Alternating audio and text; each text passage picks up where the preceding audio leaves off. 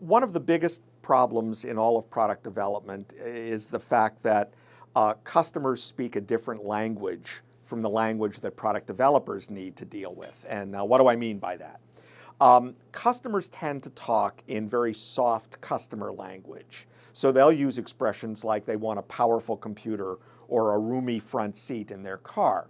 Now, unfortunately, words like that are of very little use to product developers because the engineers need to somehow translate that soft customer language into some kind of a technical specification that they can design against and control and measure. The notion being, here I have two alternative designs, A and B. How do I decide whether A or B is the more powerful design? Well, you need something to measure against. And what I see happening is that the engineers sort of assume they know what the words powerful mean or roomy mean. They know what the customer means. And they just sort of choose those specs naively using their own definition. I find that about half the time they guess wrong. And so what's the solution to that? What you need to do is drill on the customer. You can't assume anything. You have to drill on the customer to really get a deep understanding of how they define the word powerful or the word roomy. And the way to do that is to have them tell you stories about their experience. I want to hear about computers that felt more powerful or less powerful to them in the past.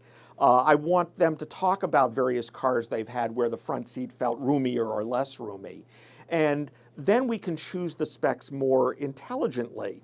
Now, for instance, for an interesting sidelight to this is that in certain industries there come to be accepted ways, accepted metrics or technical specifications that everybody designs against. And so in computers for many years it's been some kind of a measure of clock speed.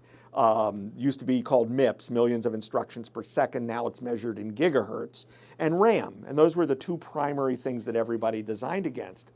I was talking with someone from Intel a few years ago who said that they've sort of come to the conclusion that gigahertz is not all that relevant anymore. And I said, why not? Of course it is.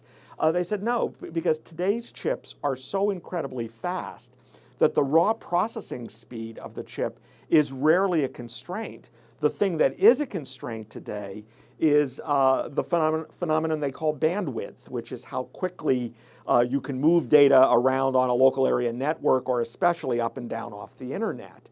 And it turns out that the clock speed of the chip has very little to do with that. Well, how would you know that unless you're really plugged into customers and hearing them tell you stories about what slows them down today? And it was rarely the local processing speed of their computer, had much more to do with this issue of bandwidth.